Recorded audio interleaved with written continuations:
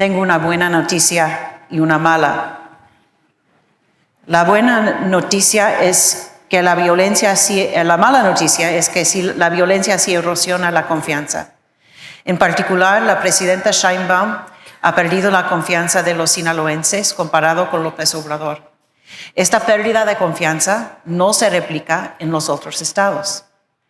La buena noticia es que Sinaloa retiene mucha más confianza en las instituciones de lo que se podría esperar, en parte porque antes de julio de 2024 había más confianza en Sinaloa que en otros estados.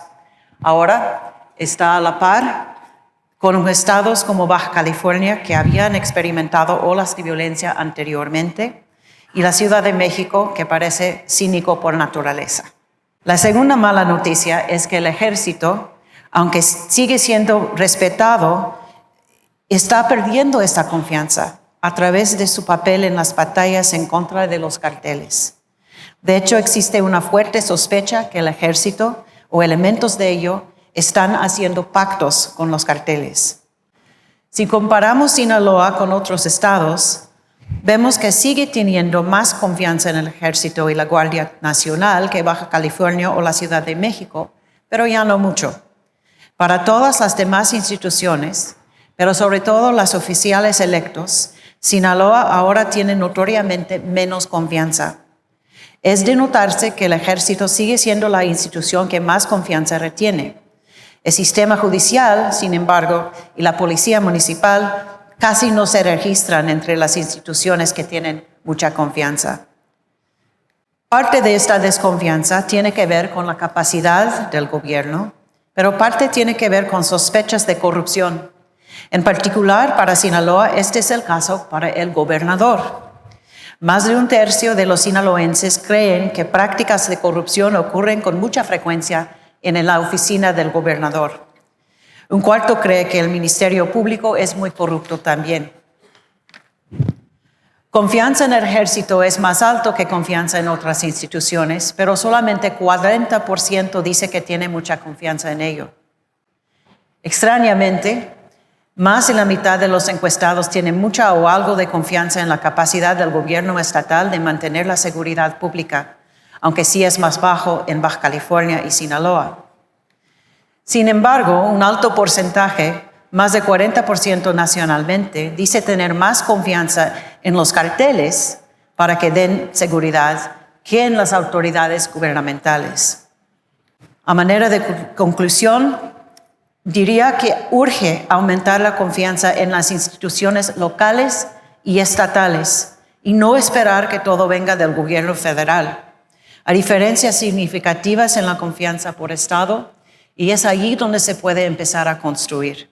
Segundo, el Poder Judicial y las reformas a este poder son sumamente importantes para el futuro. Están entre las instituciones que menos confianza han tenido y no pueden sufrir mayores pérdidas. Y tercero, aumentar la capacidad no tendrá suficiente efecto si no se ataca el problema de la corrupción al mismo tiempo. El gran riesgo de esta guerra es que podía fácilmente contagiar no solamente a la región, sino al país completo, porque el cártel de Sinaloa era el segundo cártel con mayor presencia en el país, muy extendido, con células sumamente violentas, y el trabajo de la presidenta Sheinbaum, cuando tomó posesión del cargo, fue justamente evitar que esta guerra no fuera a extenderse a otras zonas del país. Y aunque el incendio en Culiacán no ha podido ser reducido, más bien lo han contenido, y yo creo que será un problema que acompañará todo el sexenio de la presidenta Sheinbaum, que es muy complejo reducir niveles de violencia en un contexto de guerra abierta, con decenas y decenas de células criminales que componían este cártel y que además están muy empoderadas porque tienen mucho dinero, porque tienen todavía mucha droga, muchas armas, de manera que esto puede extenderse fácilmente a lo largo de este sexenio e incluso a inicios del siguiente. El mérito, como les decía, de la estrategia actual es que lo han logrado contener. Y aquí está el caso de Baja California Sur, es el estado en donde estamos actualmente, ahí están Los Cabos y lamentablemente Baja California Sur sí ha registrado, como pueden ver en la gráfica, un aumento preocupante de la violencia en los últimos meses. Tiene que ver seguramente con la defensa de algunos territorios de las familias en pugna. Y bueno, esto es muy importante que se atienda de manera oportuna, inmediata, porque si no se corre el riesgo de que la violencia se comporte como una epidemia sanitaria o como una epidemia biológica. Lo que hemos observado con los años es que cuando la violencia no se atiende oportunamente y se sofoca de manera rápida, entonces tiende a aumentar y envolverse un problema crónico durante mucho tiempo. En esta región hemos convivido por años con violencia, con delitos cotidianos, hasta verlos como parte natural de la vida diaria. Lo primero que tenemos que hacer como sociedad mexicana es romper esa normalización. Como consecuencia, necesitamos un acuerdo ciudadano que obligue a la autoridad a actuar y mande un mensaje claro. No estamos dispuestos a seguir viviendo así. Y las sociedades funcionan con 3 círculos. Entre la legalidad y la criminalidad hay un círculo gris, hay un espacio enorme llamado ambigüedad. Ahí es donde crece el crimen. En esos ciudadanos que lo mismo conviven con la gente buena de su comunidad, como con el compadrazgo, con los narcotraficantes o quienes se dedican a la ilegal. Y cuando una sociedad no tiene un círculo blanco lo suficientemente grande que tengamos que defender y apoyar, más grande evidentemente que el gris y el negro, la batalla de entrada ya está perdida.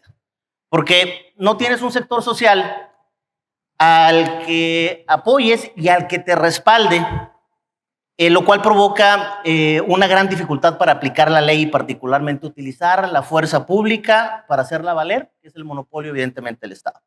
Cuando un comercio paga extorsión, cuando una autoridad no actúa, cuando un ciudadano se resigna a la violencia, cuando la sociedad normaliza los corridos, la estética y el estilo de vida narca, el crimen no solo manda, se vuelve aspiracional. Durante décadas se normalizó al criminal como el modelo de éxito. El crimen dejó de ser excepción, se volvió rutina en muchas regiones de nuestros países. A veces da la impresión de que ya nada nos sorprende, excepto cuando el gobierno sí resuelve algo, ahí sí hasta nos caemos de la silla, ¿no? La recuperación empieza cuando dejamos de tolerar lo que nunca en este país debimos haber aceptado. Antes de hablar de instituciones o estrategias, necesitamos una verdadera voluntad, fíjense que no política, necesitamos una voluntad social auténtica, ese es el primer paso. Dejar de normalizar la violencia, de glorificar al criminal, de convivir con el miedo y de callar frente al crimen, de callar frente a la extorsión, de callar frente al homicidio. Convocar a empresarios, a la academia, a medios, a iglesias, a universidades, a colectivos, a decir, ya estuvo, a decir, ya basta, queremos reconstruir al país desde abajo, desde las bases. La voluntad social debe empujar a la voluntad política, no al revés.